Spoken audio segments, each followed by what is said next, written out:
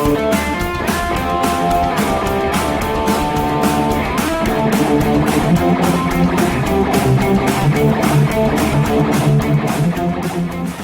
everyone. Welcome to Weekend Rental, episode 134.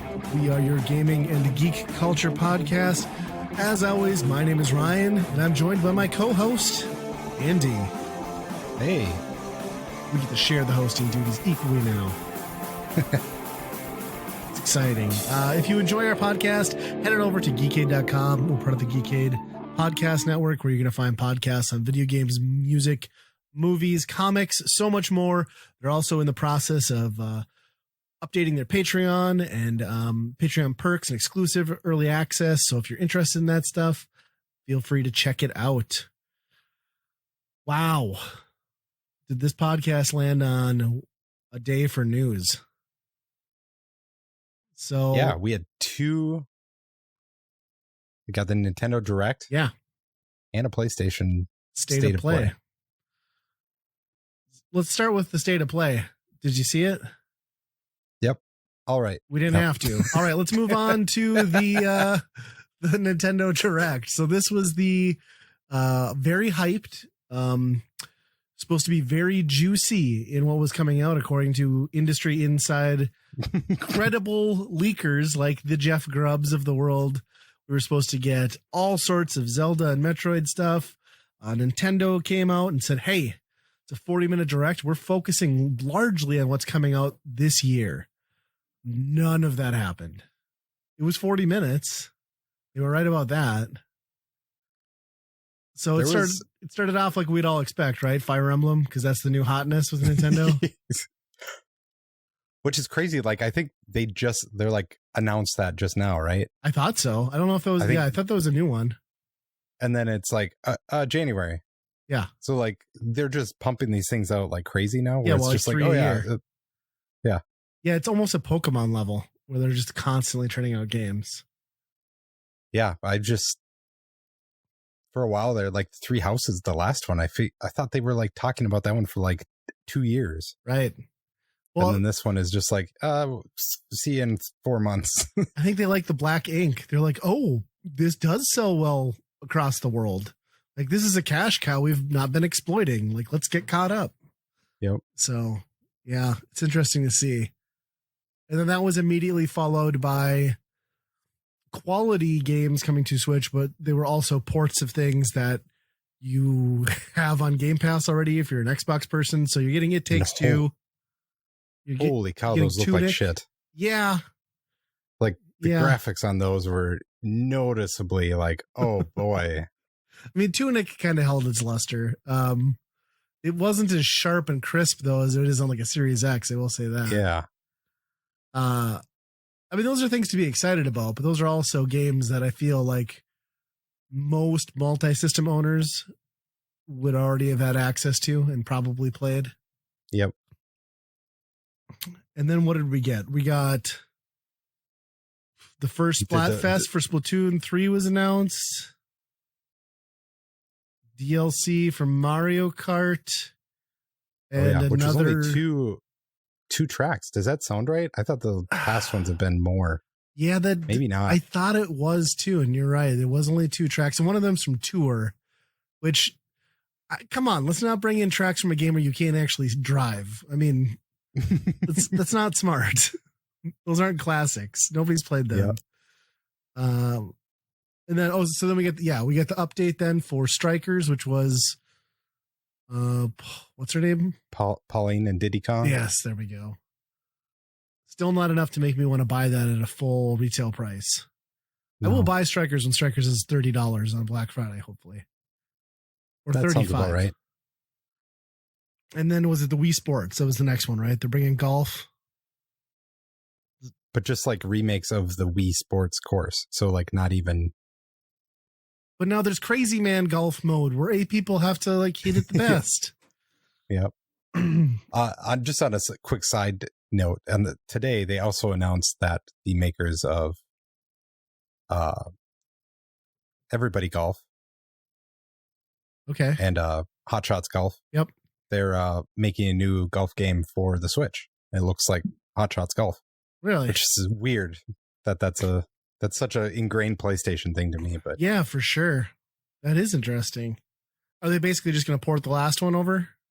I think it's new. I don't know. I didn't look at it too much, but it's a new name anyway. I wonder if they'll license any like costumes or characters or have like some weird crossover that way. Yeah. Kind of interesting. Those are great games. Mm-hmm. Probably better than Wii Sports Golf. Yeah, I would guess. So I'm trying to think, like, what was the next big one after the? Oh, I also thought it was weird that they're like, golf's coming, but it's delayed. Sorry, haha. I don't know, weird to see delays on DLC, but I guess it happens. Right. So the Nintendo Directs in the last couple of years have been, like when they first started out, like how they had like the Muppet things and like a whole bunch of crazy stuff. Yeah. That they actually put effort in. Yeah. And now it's just like, here's a video.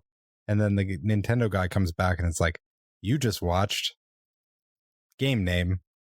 Please look forward to it. After it's just the most dry thing ever. It's like, is this an AI making this script? It is pretty lackluster, isn't it? I mean, it wouldn't take much to just like put a little more zazz into that presentation. Yeah. And they just seem to not care. No. We'll snap our fingers and it'll be fine. We're forgetting about the other update. The Xenoblade Chronicles 3 has DLC coming. So. Oh, sure. And then came the moment that made me laugh to tears damn near. When they cut to a new game that they were announcing and a character drops in. I'm like, holy Fist of the North Star. What? And then immediately screen prompts like a DDR game come up on the screen and it's Fist of the North Star - fitness boxing. And my mind melted and I couldn't not laugh. It's almost like an April Fool's joke of a game idea, but it's a thing, I guess. Yeah, it is one of those things where you like do a double take on it where you're just like, wait, I'm missing something here. Yeah, like I thought maybe like, oh, maybe Fist of the North Star is getting like a Strider treatment. They're going to do like a pseudo 2D update and like, or a whole new entry. But no, a rhythm game or a fitness game or a combo of the two with a very violent anime and IP. I don't know. I can't quite wrap my head around why that's a thing, but it is. I would love to know the business meetings that somehow arranged that, but yeah. Now, my question for you is because the majority of the rest of the things we can talk about with this direct should, I would think, make you incredibly happy as an RPG, JRPG guy. Was it too much? Was it not? I mean, how does one play 30 dozen 100+ hour RPGs that are all coming to the Switch apparently in the next year? It is way too much. And even like each thing is way too much. When, like the Final Fantasy rhythm game is like, if you buy the pass, you can have access to 500 songs. And it's like, who's asking for that many songs in this little tap game? Yeah, I was gonna say, because what is the purpose of that one? Because it's literally either you're gonna be tapping the screen or you're tapping a button. Like that doesn't seem fun for like 600 songs. Maybe I'm missing something. Like they need a peripheral. Yeah, maybe like whack a chocobo with a drumstick or something. I don't know. But yeah, I mean, they started with Fire Emblem, and then they got into a whole bunch of other like front mission and like tile-based strategy games, and then the tiles turned it into crops, where you were farming the crops, and it was funny because it felt like they knew that they had a lot of them and they had to space them out. So every like fourth game was like, and here's a new one, a farming game. But then they gave up and it was like 4 in a row. Yeah. And it was just farming game. And some of them look like, what are we doing? Like one is a remake of a PS2 game, Harvest Moon game. One of them is a remake of a DS game. I will say the only one that caught my attention, and I think it was one of the ones they led with early on, which helped, was there was that one that was, I forget the name, and it's a new game. and it's like the four player. Yeah, that looked like it had like a chance. It looked like, Yep. you know, Stardew meets Animal Crossing with cutesy visuals, you know? Yep. Yeah, it's kind of unreal that has taken over the way it does. But I mean, it goes to show how big of a hit Stardew Valley was, because clearly every mid-level or indie developer was like, we need some of that, because there was so much of it. But even in those games, like farming is such a small part of it too. You know? But every trailer for it is like, look at this, I'm growing a tomato. So did you catch that part? I forget which game it was. I think it was the one that they're reporting, like updating. I think you might have said it was like a DS game, but they're like, now there's added like things you can do to spice up your love life between you and your spouse. I was like, what games are they like? Is there going to be like a wedding night mode in like your hut, or what's happening here? I'm very intrigued as to what they're hinting at. I very much doubt it. I don't know. I think given all like, you know, given panty fighters and all those like weird dating games, there might be a horny Harvest Moon. Yeah, like rhythm game could happen. Yeah. I was actually just like burst out laughing, rolling on the floor when it was like the 5th farming game in, and the name of it is just Various Day Life. It's like, that really got me, where it's like, we're not even trying here. Yeah. It was unreal. Like, so it was so RPG heavy and so farming sim heavy that like, I just clearly like if those are your genres, the Switch is now your home for the next couple of years. But wow, if you were not into that, there's a whole lot you could snooze on. Octopath 2 was kind of big, I guess. Yeah, a lot of people like that. But some of those have been like Atelier, whatever. Like that series makes like 5 a year. It seems like it's like nobody even talks about those games. Yeah, but here they are on the Switch, and they're talking about it. And was it Tales of Symphonia is getting an update? Was that the one too? That's big. That one's getting remade. That Chrono, what am I thinking? The Final Fantasy like Crisis Core Crisis thing. Core. That was a 360, or was that a PSP? And then it got PSP game. Okay, I think. Yeah, but that one surprised me. That looks like a complete remake. Yeah, that looks pretty sharp for a PSP game. Yeah, it did look good. Yeah, and then we got that announcement that Capcom's bringing like all the new Resident Evil games via cloud only, which I guess makes sense, right? Because like they're not going to look worth a damn on the Switch. So yeah, I mean, having played Control via cloud, it handles really well. So I guess if you're willing to accept the fact that at some point your purchase is going to just be vaporware, yeah, it's fine. I mean, it's nice that they're doing the option. And then we got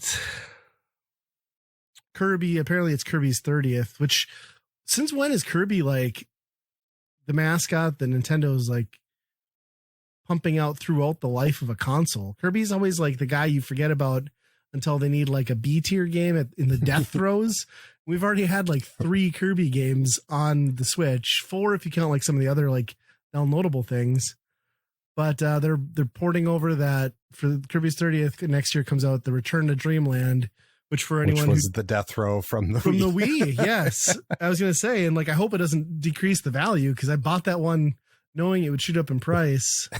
I will say I'm a little unsure of that art style. I mean, I understand that they had to rework the game because it was a standard definition Wii game, but they almost did like 2D cartoon graphics on top of 3D backgrounds. Like it looks odd. I feel like they just drew black lines around all the jaggies. Right.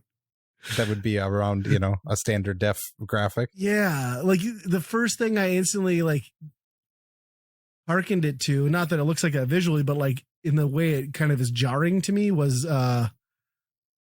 Kirby's Dream Land 3 on the Super Nintendo, where it's got that really odd art style that just doesn't fit in the Kirby universe. It's like almost what this feels like to me. That's like the watercolor looking one. Right. Yeah. Right. And this is like that, but then they, like you said, they drew sharp lines around it, I think it will be good. That's a good game. I also like that they allow for 4 players, but you can all be Kirby.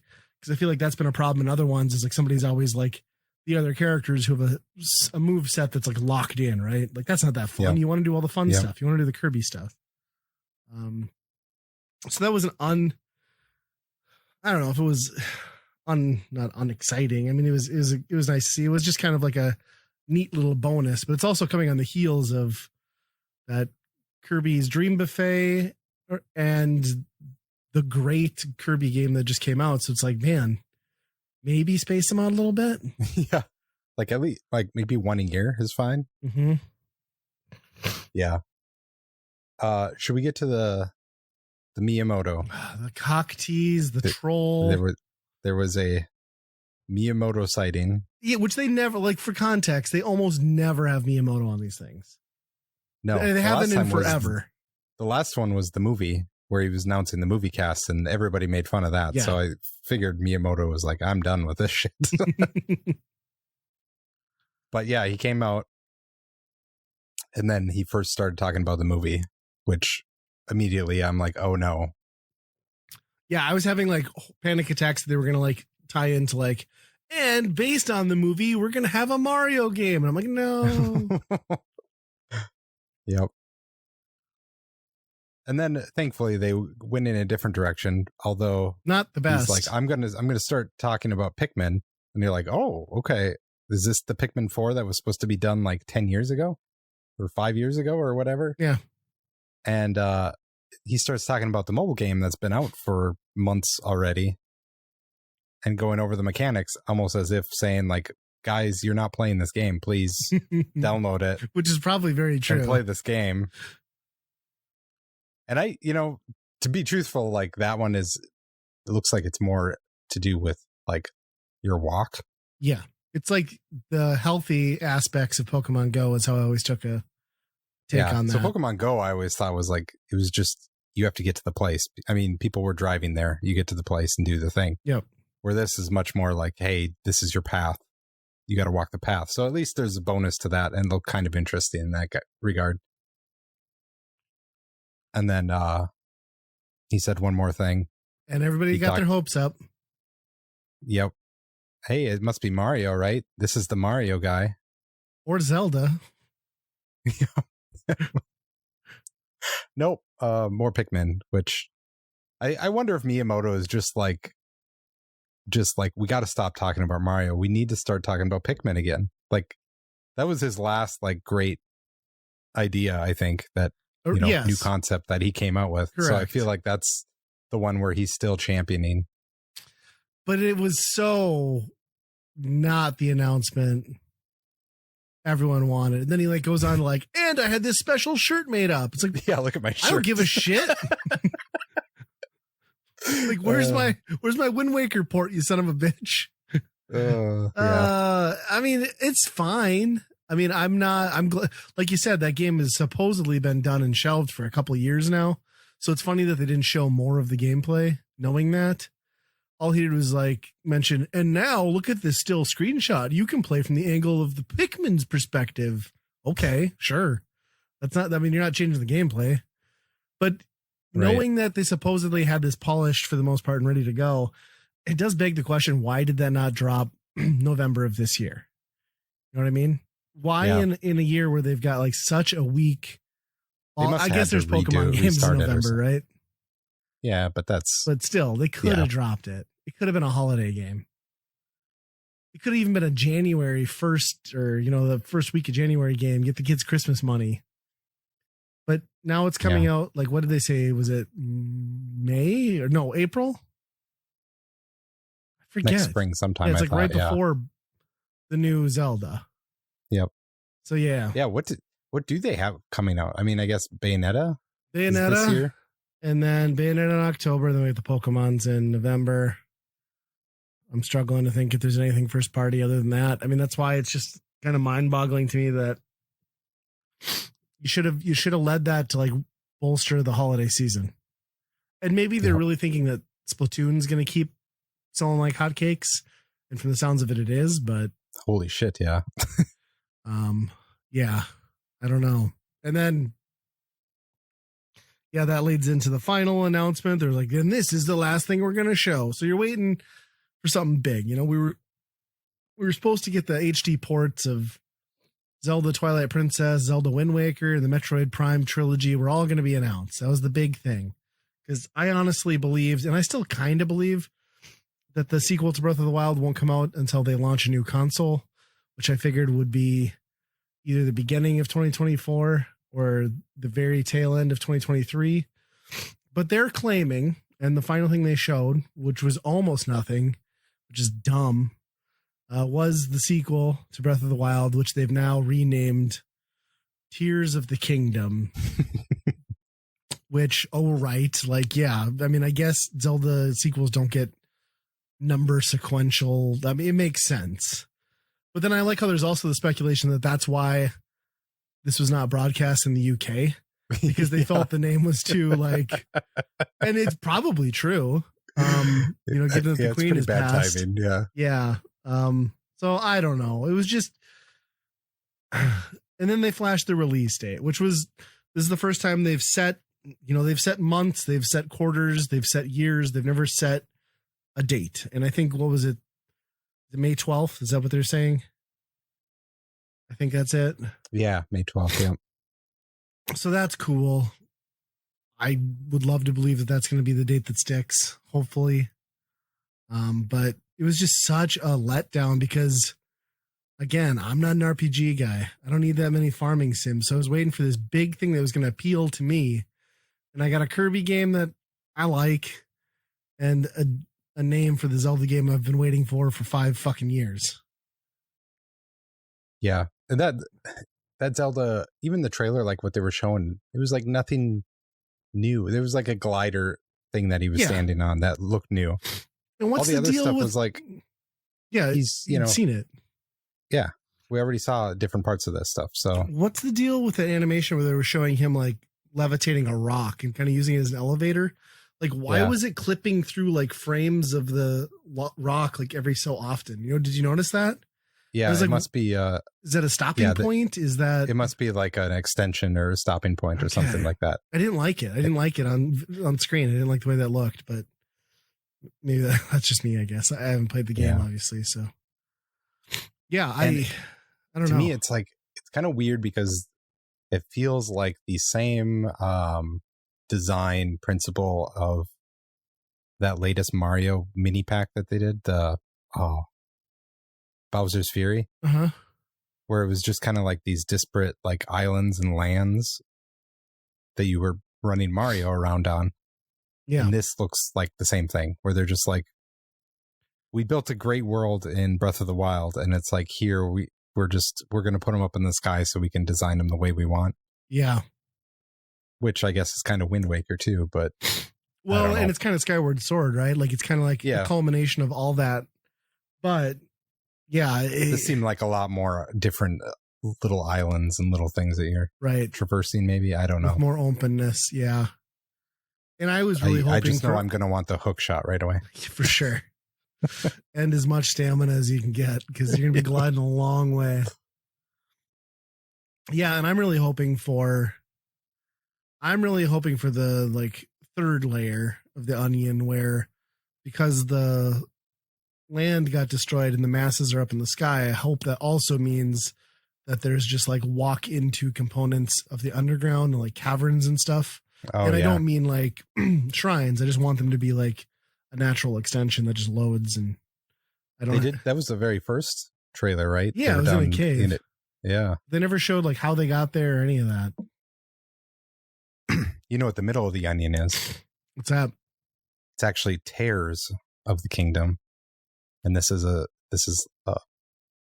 secret paper Zelda game. Oh, is he going to turn thin and then like walk through cracks in the wall? Yeah.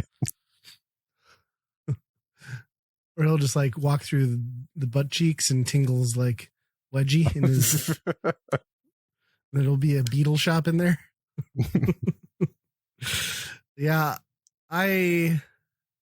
there's a lot to be happy about, but I feel like it's understandable to be kind of disappointed with how that direct went. I'd still chalk it up as a win, but it kind of let me down massively.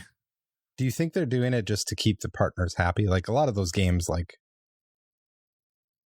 even 3 years ago wouldn't have made any sort of trailer. That like those type of games are making their own marketing.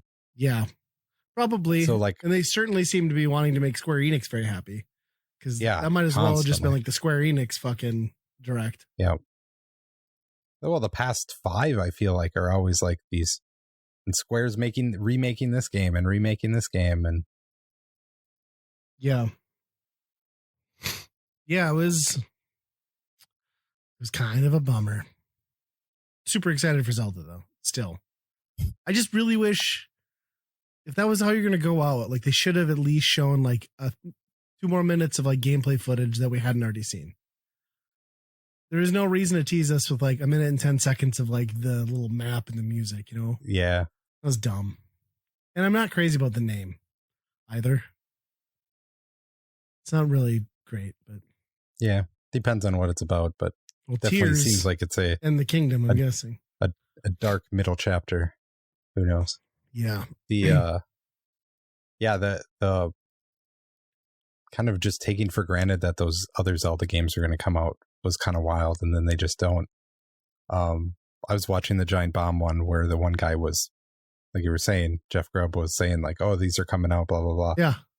And at the end of that, you could kind of tell he was kind of uneasy or stunned. And I don't know if it was like, he was just like, oh man, I'm wrong. Was Gersman like, fuck you? Or maybe it was like, oh shit, maybe these are like fake leaks that are going through the company, and now I got somebody fired. You know? Now his sources are no longer reliable. Yeah. Yeah. He wasn't the only guy though. There was a couple other people that swore they had the inside scoop. I don't doubt at all that those things are ready and can just be released at any point. I just don't know why Nintendo's you would be not dumb doing not them. to do it. You know, it would be dumb not to put those out. Oh, but and I guess I overlooked like something that's kind of major, but I give less shits about than Fist of the North Star Fitness Boxing. And that's the fact that they teased like, was it 10, 11, 64 games coming to Switch Online expansion, which I think we're getting 2 Mario parties and something else in October or yet this year. And then they had like a laundry list. Why wouldn't you space out the Mario parties?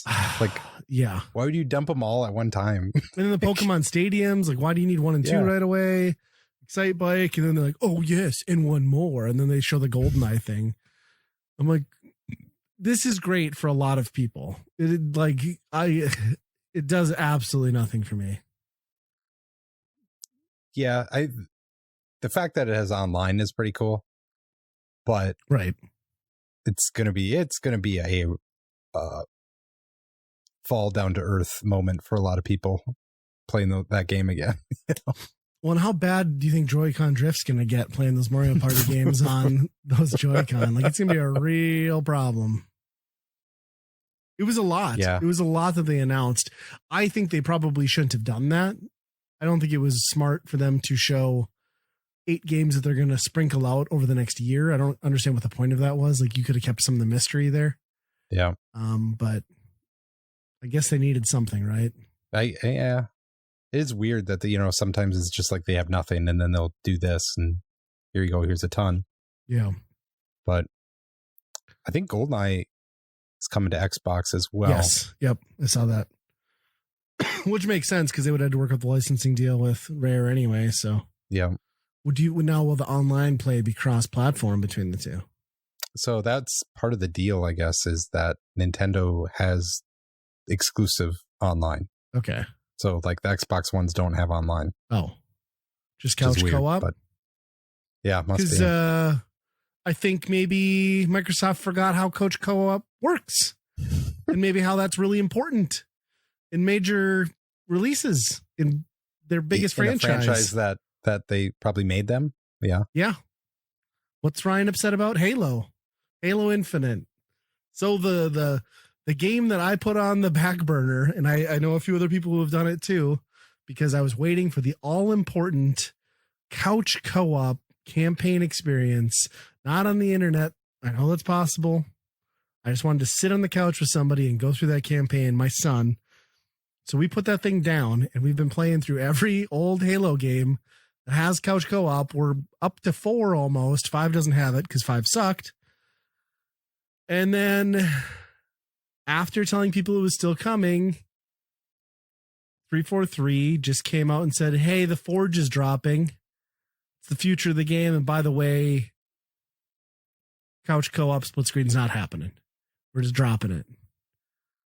And then they cited basically it was a fringe group of people who wanted that, which okay. I don't think they understand their audience or what made them special. And I think they really don't understand how the Forge is not going to save Halo Infinite. No, I mean, that was, the Forge was really cool the first time. Yeah. Because there was nothing like that. And then Little Big Planet happened, and then there's a billion other things that are make your own levels and shit and do a whole bunch of other stuff. Yep. And now it's just not that special anymore. Yeah. And I don't have any doubt that there will be pockets of people who get hardcore into the Forge, and there will be streamers that specialize in it, and it will add legs to Halo Infinite, but it will not. Halo Infinite's campaign, from the bits I've played, felt pretty anticlimactic, and they need the other person there and the randomness and the stupidity that can come of that to really make that like a super memorable experience. And for them to just drop it it's damaging to that franchise in a way that they can't get out from under going forward now, I feel, because they've already announced that Halo Infinite is the base of the platform going forward. So clearly that's not going to be something they can get in. Yeah. It's what an albatross this Halo has become, because I mean, the Master Chief shit was a disaster when that came out, that Master Chief collection. Yep. And then give them credit, they put a ton of work into that and made that kind of a really cool thing. Yeah, 6 years later. Yeah. And then, Infinite came out, 2 years after it was basically supposed to? Yep. And unfinished at this point. Yep. And for me, considering it won't have co-op, I'll just consider it just unfinished for forever. Yeah. No, I'm 100% the same way. And then what's really frustrating is I was reading an article where a group of gamers, and I don't know if it's been patched out yet, but they found a way to spoof an online match in offline mode by joining a friend's fire team from a load screen when you're booting into a game, and then immediately leaving that fire team, which lets you start an offline mode, an offline session, to where you can actually play up to 4-player couch co-op in the campaign with cutscenes. Granted, there's some jank, but if there's a way to glitch into it that was functionally sound enough for this to work, like they had to have been close enough to pull off 2-player split screen couch co-op, and to just know that they just dropped it is such BS. And then I think, was it like the week after that, they announced like the head director for Halo, she'd been there 15 years, is now, she left. So I don't know. Yeah, that I wonder how that game's doing, like all the extra stuff in that game. Like, is it, I don't know. It just seems like that it dropped off. Yeah, I was going to say, I feel like that's one of the highest profile. I'm not, failure is probably the right word. I know it's not a failure, but that missed the mark by so much. And that game had such a pedigree. And it really had the chance to like reinvigorate the franchise after 5 didn't really do what a lot of people wanted. And they just, I don't think you can bring it back. I don't think Halo is and what they screwed up on is like they botched it in such a bad way, because Halo is more than, like, Halo is a brand at this point. Halo is not just a game, but they've like done so much damage to like the base of what that brand was that I don't know who's going to care if they renew that Halo,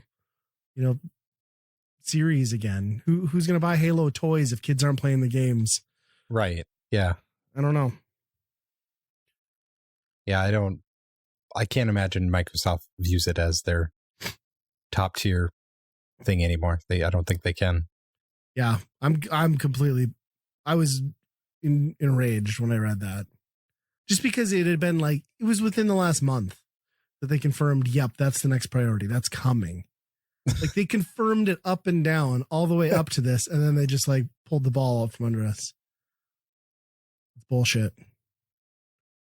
But then we can segue into another ridiculous thing. We were talking about Nintendo and Microsoft playing nice. And then, as we know, Microsoft's buying Activision, and Sony is being the whiniest little bitch of a company over Call of Duty of all things. So my understanding was that the purchase was always going to mean that Call of Duty and its obligations to PlayStation platforms would have been upheld, which I think at the time that they started those discussions, it was like 3 more years, the next 3 games or something. And then apparently behind closed doors, Microsoft told Sony, we'll honor that and extend it by at least another 3 more years of Call of Duty being on your platforms. And then the president of like Sony Entertainment basically comes out and says he had no intention of airing his dirty laundry, but like, it's absolutely ridiculous that those games won't be on PlayStation anymore. You know, I don't get the logic because, one, you don't own that company. Also, they paid for exclusivity for a whole generation with COD, like early releases, early packs. Like they paid money for some of this stuff. And when a company gets bought out that you don't own with a property that is not yours, there should be no expectation that it comes to your console. And the thing that like immediately came to mind when I was reading all of this is like, does Sony realize that the best selling console of this entire generation has never had a Call of Duty game on it? Yeah. At all. So what is he complaining about? Like, clearly that's not a system seller. And what's Call of Duty in 6 years? Right. You don't know. You don't know. Yeah. I mean, it's already so far down the ladder that I don't know. I think this was just all political stuff where he's posturing that against this to, you know, shut make down a the statement. merger or the acquisition. Yeah, for a antitrust thing, you know. Sure. We're basically saying like Call of Duty is such a big thing that if there's any limitation on it, then you have to shut down the merger. Which, I mean, you would think any reasonable judge would throw that out, right? It's not like the company's buying oxygen and refusing to sell you cans of oxygen. I mean, it's just, well, really? Yeah. It's not, yeah, I don't know. I mean, Call of Duty is really big still. It still sells a shit ton. But it's still going to sell a shit ton everywhere else too, you know? It's not. Yeah, I guess I don't ever see them taking away like the new Warzone. Like, I don't see how that would ever stop being cross-platform, right? I mean, what would be the point of that? It would just damage the overall game for Xbox. So I can't imagine even after the next 6 years are up that won't still be on Sony stuff. Maybe they just won't get like the new entry, or maybe they get it as a 6 month down the line thing. You know what I mean? Yeah. I don't know. It all seems so stupid. Well, I mean, it's downright hypocritical, really, to what he's saying, because, you know, their whole business model is to make huge $1 billion games like Last of Us and all this to, you know. Yeah. And then they're like, oh, we have to keep it exclusive to recoup the costs. But the thing that's stupid too is Sony had at one point really great proprietary first person games like Killzone and Resistance, you know, and those franchises. Although it was Resistance Insomniac who made that, so that's gone anyway. Yeah, I don't know. I don't know. Plus, it's 6 years down the road, man. Like, when those things come to an end, it's called negotiation. You renegotiate. You know, find a way to make that work. Trade them something. Like, I don't know. What kind of business deal is in perpetuity? Right. You know, like, and you have 6 years to develop the killer app to go against that game. in that Yeah. franchise. 6 years of development. Which you now own Bungie. So Yeah, right. there you go. They're such hypocrites. Which, yeah, that didn't get a lot of press. I mean, it did, but it didn't. Like, people really didn't glom onto that the way I thought they would. And maybe it's because Bungie's now like just the Destiny machine, but I just feel like it's like, well, it's what other thing are you getting other than Destiny, I guess, but yeah. Whole lot of industry shenanigans. Maybe we should talk about some things we've actually been playing or watching. hey, yeah, we can do that. I can start out with a game my wife has been playing. This is the one that you had to kick her off so we could play Wildlands. Yes, this is speaking of farming games. This is Disney Dreamlight Valley, which is a Harvest Moon Animal Crossing knockoff game with Disney characters. Okay. Sound. And it's on Game Pass, which you get like the Founders Edition, because I believe this is supposed to be a free-to-play game at some point. Okay. I don't think that part's launched yet. So you get to play now, and you get like a bunch of the currency and all that stuff to play the game. And I have to say, this is maybe one of the most impressive games of this style. Like, it kicks Animal Crossing and Harvest Moon Really? out of the park. Yes. How does it achieve that? So it looks really good, and they don't care about the normal grind that most of these games are. Okay. Because they want younger demographics, I suppose, right? I suppose. Yeah, I don't know. I mean, all the Harvest Moon games and Stardew Valley and all that is like you start with this shitty watering can that does water one plant at a time, and your axe takes 15 things to knock down a tree, and the whole point is to upgrade this shit and make it better. Right.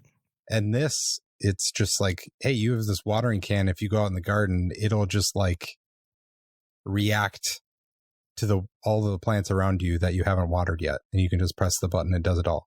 And it's endless water. You don't have to like go to a well. Right. I believe so. Maybe. No, I think it's endless. I don't know. I feel like they missed an opportunity there where Olaf should just walk through you with the field and like rip chunks of himself off and throw it onto plots. Yeah. Yeah, maybe. There's this, it's just a lot of stuff like that where it's just like, this is really streamlined. I mean, even like laying down blocks or paths and stuff like this and trees and stuff. Okay. It's so much easier than all those other games. It's so intuitive, which is like the opposite of what I thought a free-to-play game would be. I figured for sure it would be like, oh, we're just going to lock you out of all of this stuff and timers and all this, you have to use the currency to upgrade shit, make it better or whatever.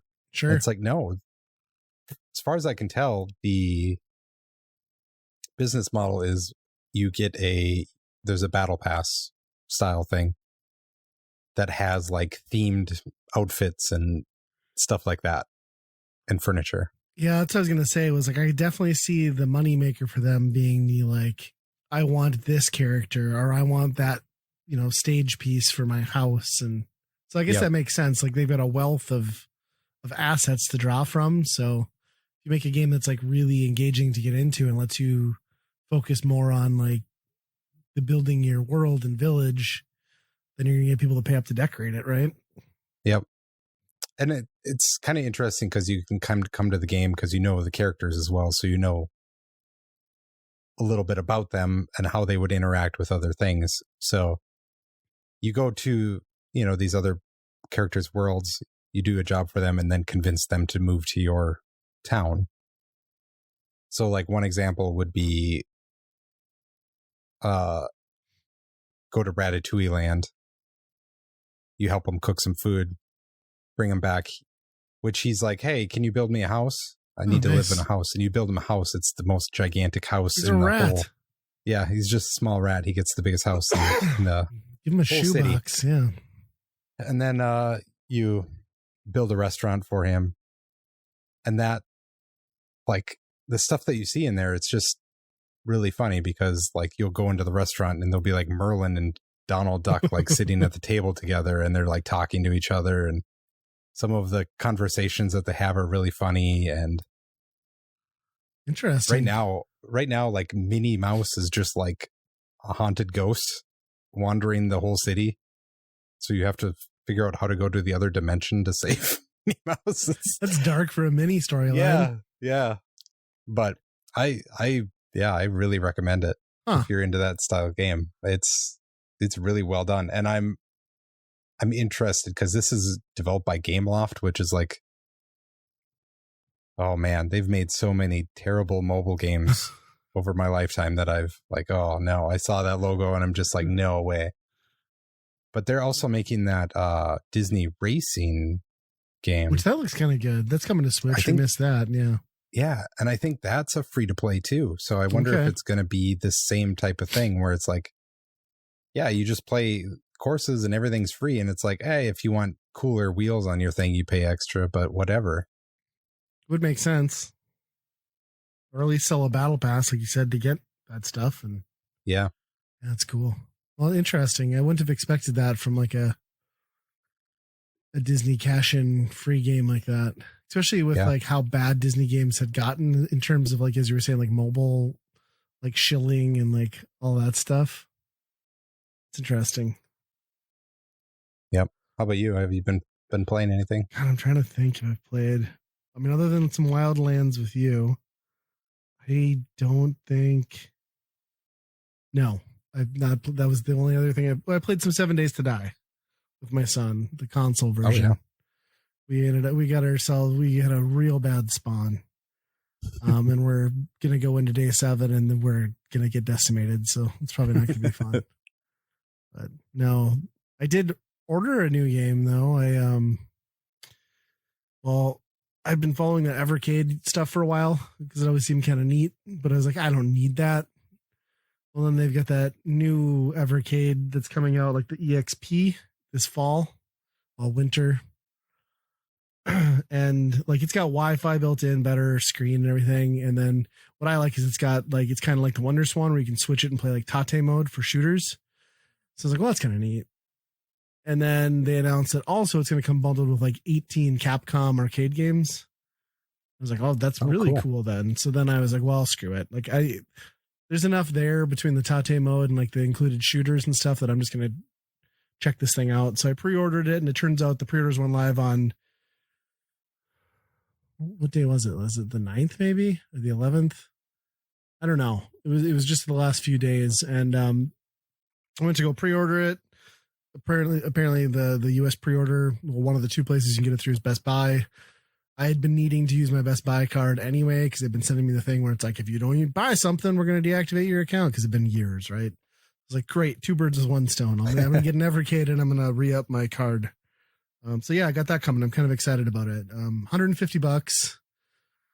And it comes with 18 Capcom games built in, plus another pack. Because most of it, for anyone who doesn't know, the Evercade basically specializes in physical cartridges. And most of them are collections from either past consoles, certain arcade developers, or in some cases, indie developers making new retro games. So it's very much a Switch-like. It's a weird collection. Yeah, it's very much a Switch-like machine, a more budget Switch-like machine for retro gaming, collecting people in mind, is kind of how I would pitch it. Do I need this thing? No, but I think at that price and with the stuff that's included, even if I never buy another game for it, it's probably worth it. So, well, it's cool that they're getting into like Capcom stuff, because then it's like, well, there's a chance that they really get into some cool stuff. Because before it was like, here's Data East Collection number 2, and it's like, well, that's or Technos. Yeah. Well, like now that stuff you can get for nothing, but I know, and they now can get like Konami stuff. That'd be cool. Yeah, now that Sunsoft is like, hey, we might put out games again. Could you imagine like a Sunsoft collection on this thing? Oh yeah, that'd be cool. But yeah, they got Konami too. Yeah, it's neat. We'll see. I'll have to give a review of what I think when I get it. As if I'm going to unbox it and play it it'll probably still be sitting in a box 6 months after I get it. It's not like a new generation of that thing, right? It's Um, like they're not going to make new games that only work on that thing. Correct. I would say that's correct. I would think it's more of like a quality of it's like the OLED to the standard Switch, I guess, Sure. is kind of how I'm looking at it. But yes, I think you're right. I think the only thing in their ecosystem that might not work because they did a home version.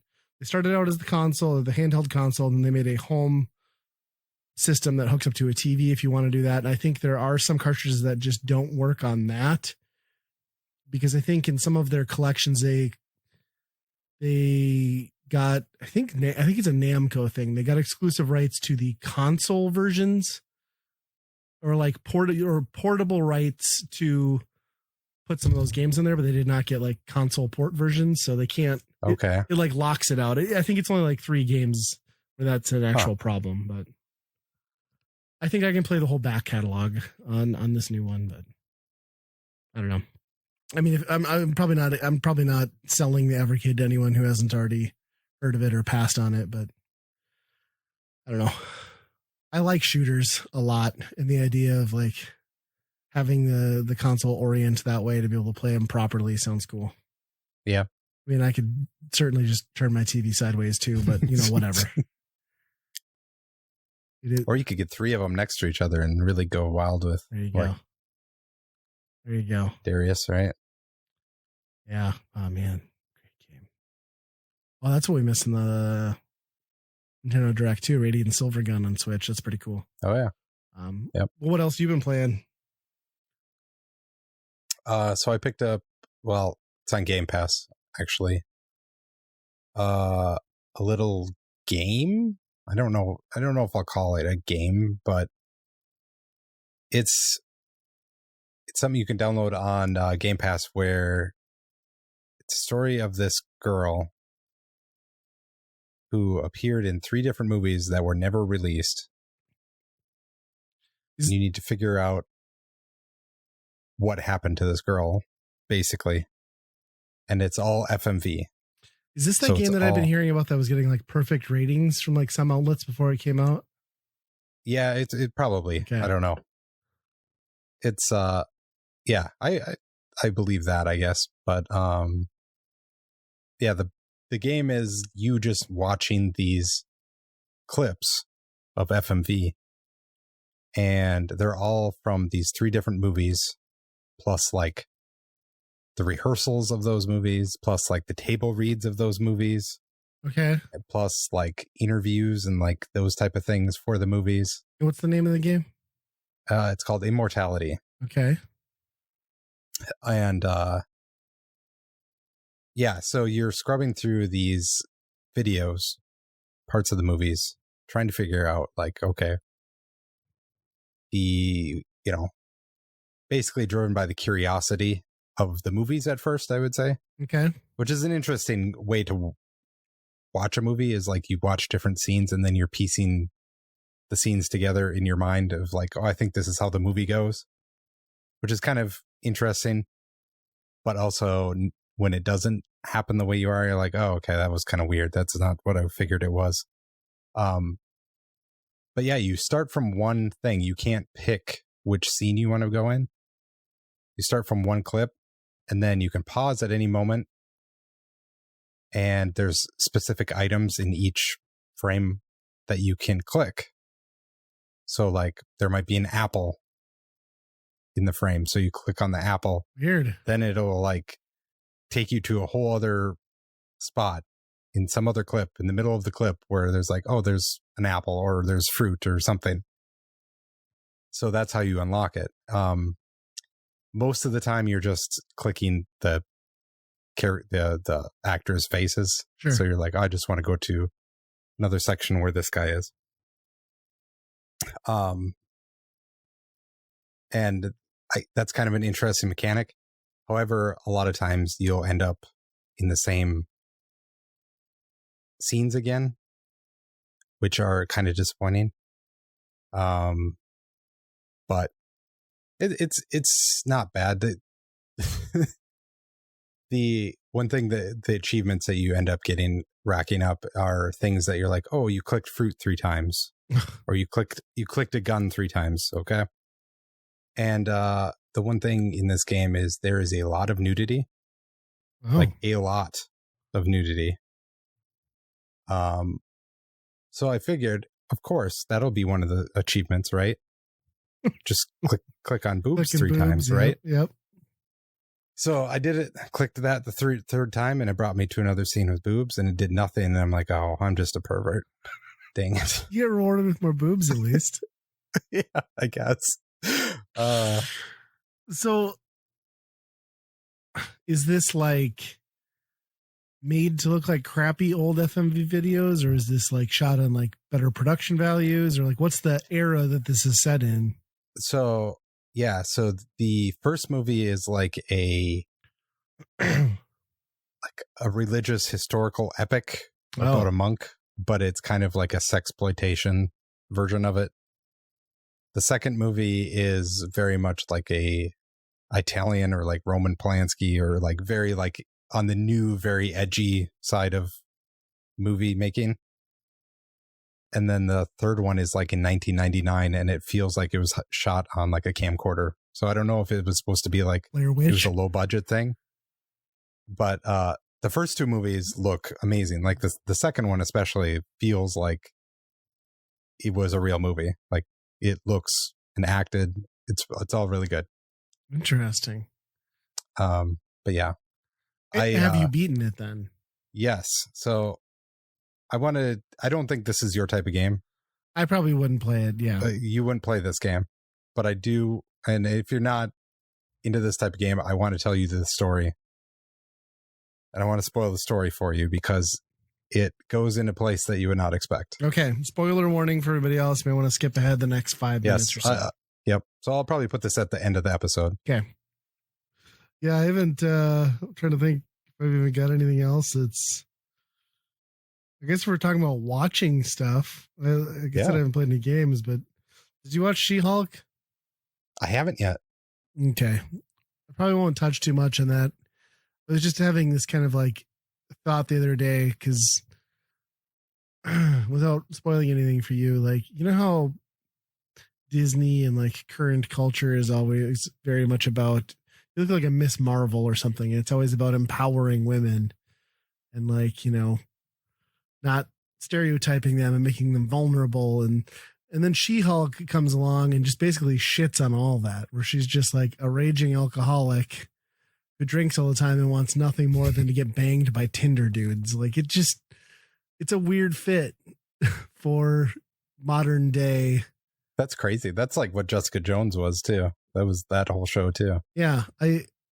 My family enjoys watching it, but it's just like after seeing 4 episodes now, I'm just like, they kind of took some weird angles on this for like a modern day Disney owned show. Yeah, that's surprising that you know, on Disney Plus doing that. Yeah. Yeah. I mean, it's worth a watch if you got Disney Plus. I'm not, you know, I'm not the biggest superhero guy around, but it's still entertaining enough.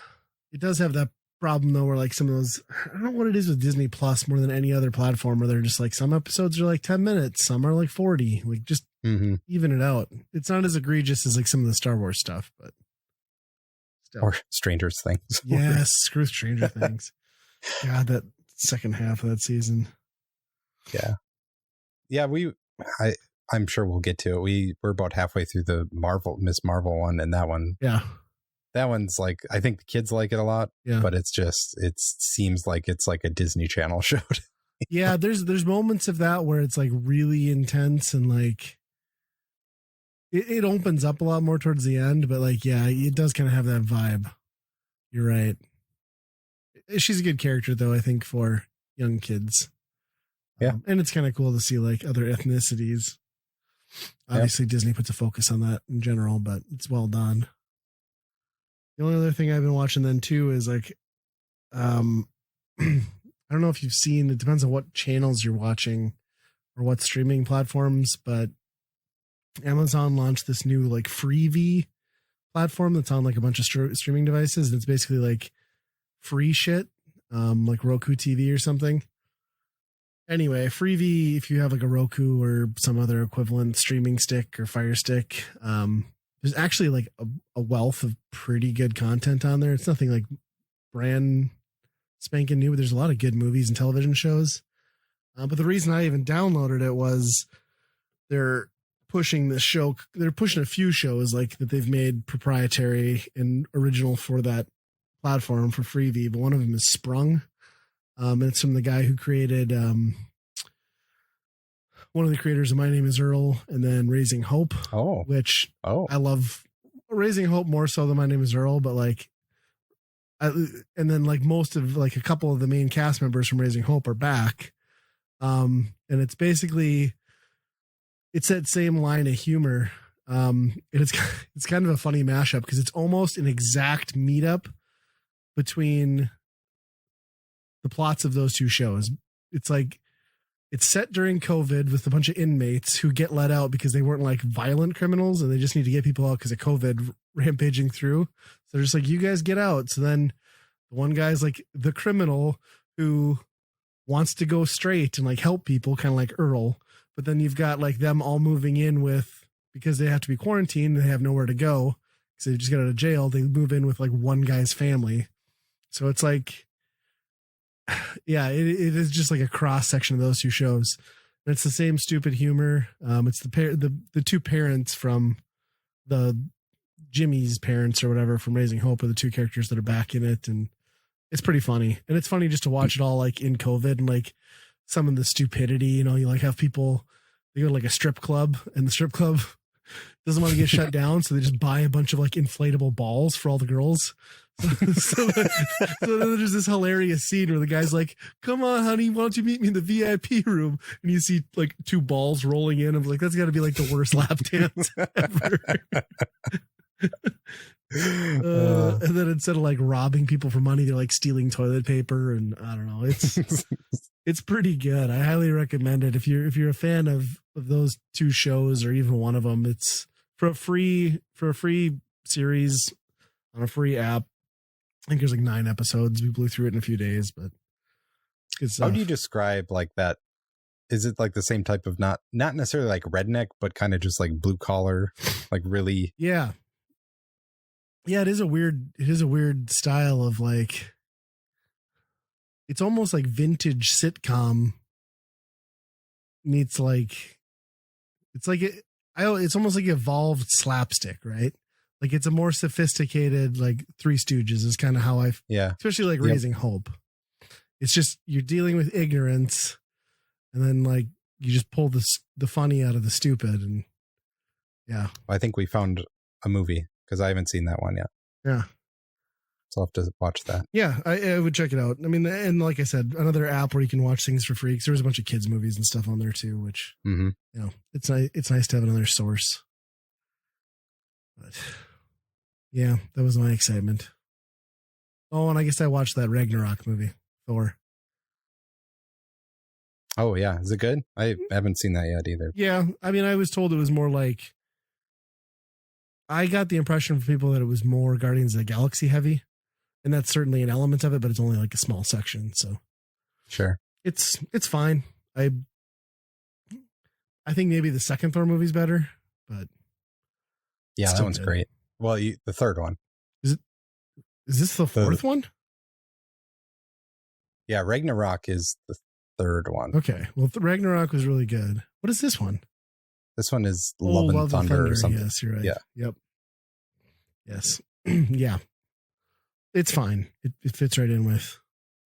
There's a lot of humor and like they really lean into the humor of his awkwardness of being like, you know, the awkward god, like I'm a stud kind of guy, but get put in his place a lot. So there's a lot of that. And you get to see Teenage Groot. So I suspect we'll get more of that with Guardians 3, but yeah, that'll be good. Yeah. I came into the living room the other day and my wife is watching a show called Echoes on Netflix. Okay. It was like on the top 10, like, the best new thing on Netflix, all that stuff. And I don't know how this thing got made or why it's so popular. It is about a pair of twins, identical twins, where one of them finds out that the other one is missing. Okay. So she has to go back home to find out what's going on with her sister. And you just come to find out that they're just switching lives. Oh. They're constantly just like, oh, we're going to, for the next few years, we got to switch lives. They're like running from problems just by switching lives. Wouldn't the other person just inherit those problems then, though? Yeah, pretty much is that. And they both have husbands. It's kind of gross. And they both have big families and like a daughter. And it's like, whose daughter is this? And I guess genetically it doesn't matter. Yeah, it would come out the same. I guess you would never know. Right. It frames it like you're supposed to root for the one twin because you're like, what the hell's up with this other sister? She's gotten into trouble, And then it twists it and being like, no, really, the other sister is the asshole or, the bad person. And it's just the whole show. I hate both of them. They're both evil pieces of shit. And it's so crazy that like they made a show where you just hate the protagonists. Isn't that just Mad Men? I mean, I guess so. Mad Men is kind of like that. Like even like Breaking Bad, there's like an evolution to the bad, to the evil person, Yeah. Yeah. Like all of those shows, I just feel like you can see them becoming the evil person, where these just people are just like, I hate these people right from the get-go. So maybe they're going to do the reverse thing where you hate them and then you're going to grow to love them at the end. Oh, maybe. I doubt it. There's no way that they could pull this off.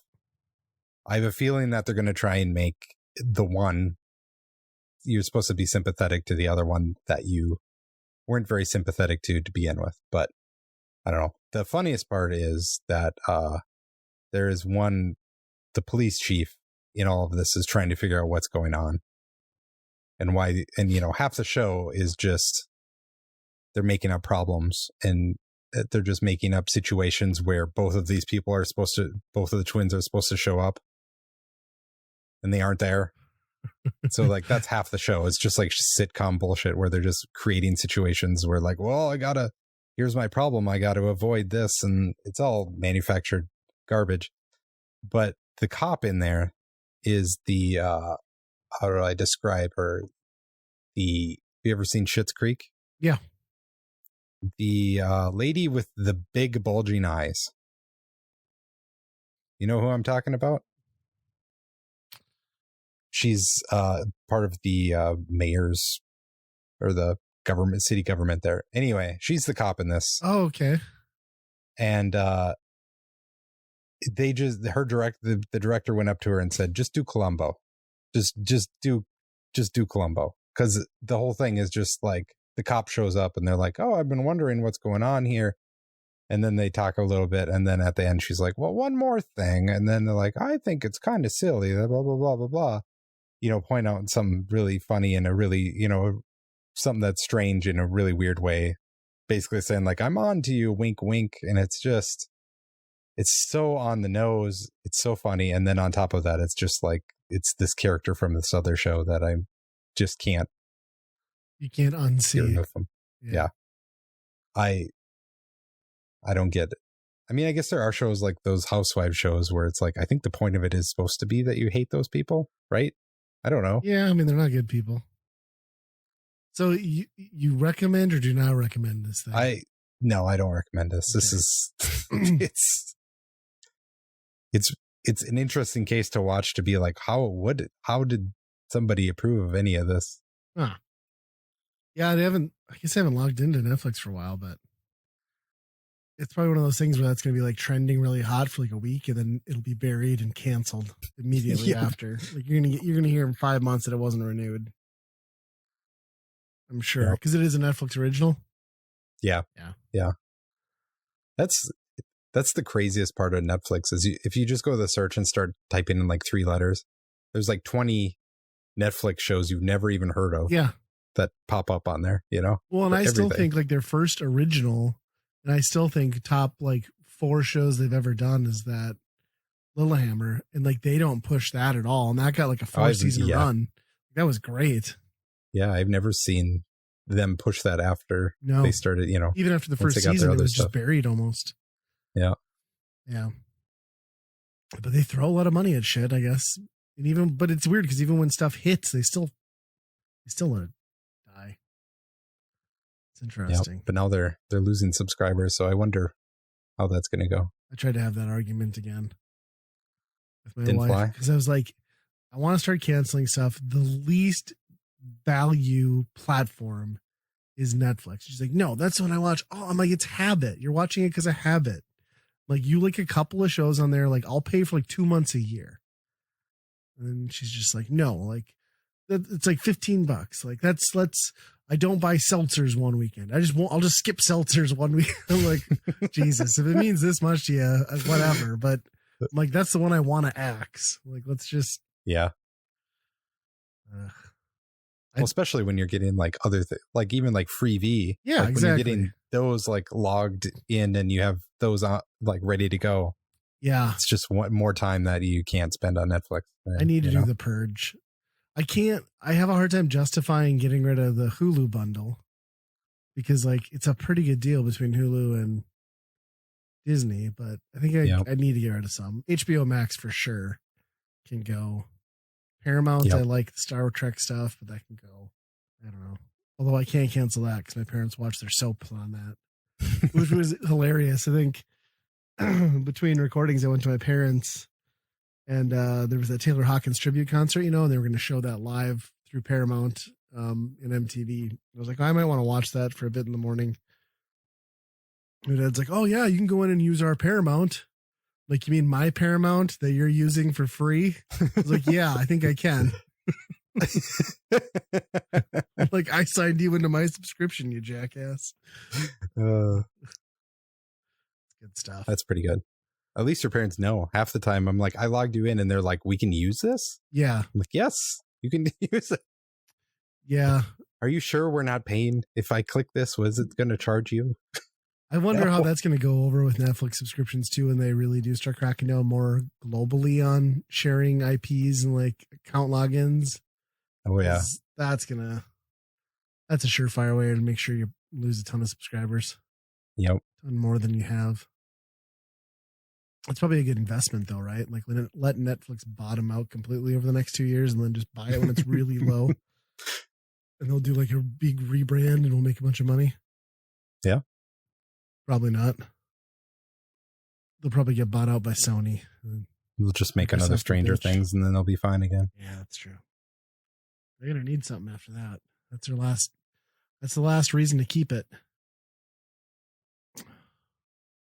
Well, What do you think? Yeah. I think we're at the end here. There's a lot of topics. Exciting week.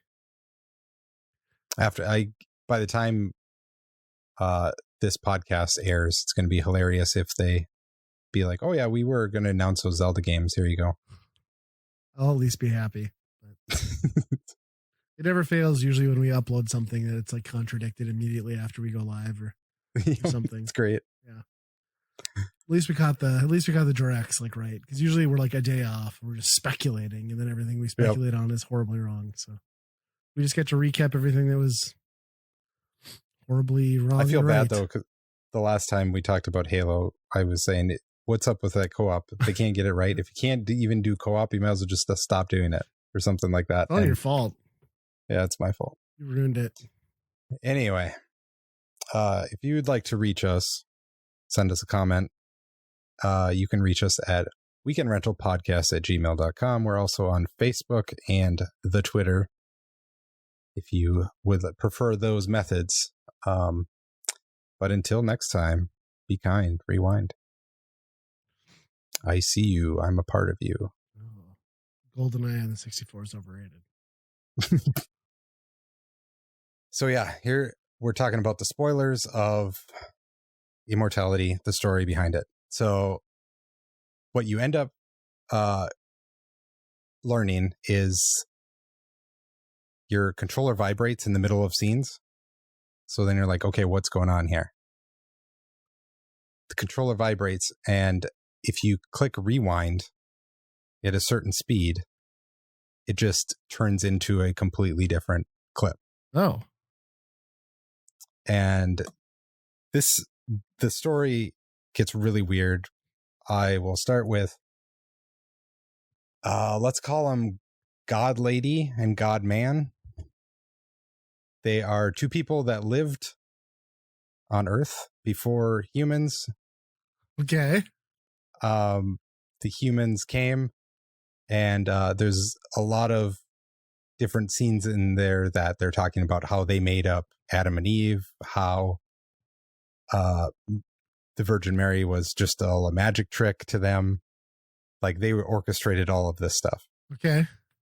Because them being gods or something. They never really say what they are. They're just saying that they were whatever, but they can overtake humans. They can become a human, the other human. So one of them, the girl god, is very much into art.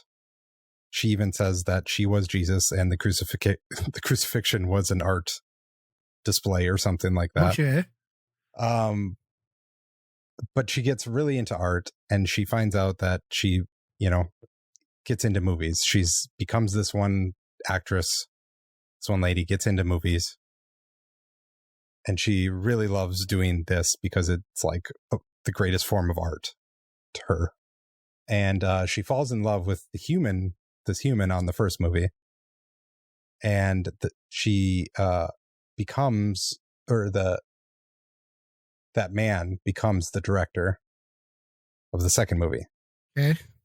So she falls in love with this guy because, he's going to be a hotshot director. They're going to make some great art. And the God Man comes around possessing the body of a well-known actor and plays the detective in the second movie. And he does not approve of what's going on where the other god is, with this human. Yeah, well, couldn't he have saved himself some time and just possessed that guy? Yeah, I mean, that would probably be a smart thing. Yeah, I never thought about that.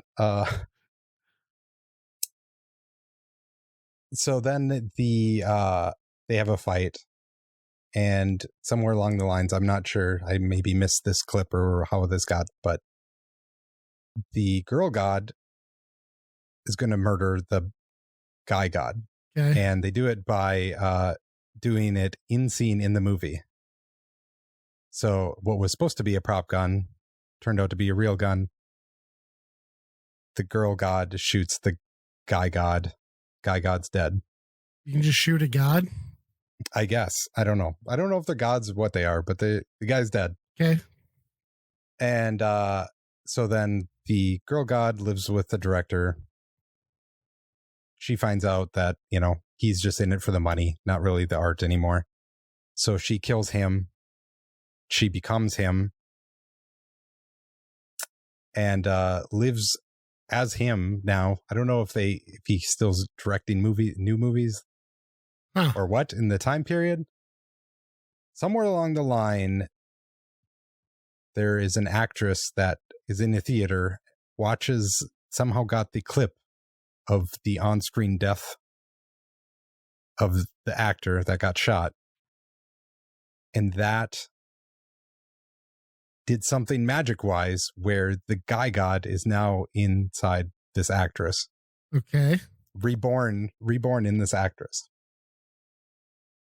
This is all very intense. Yeah, it's very confusing. And then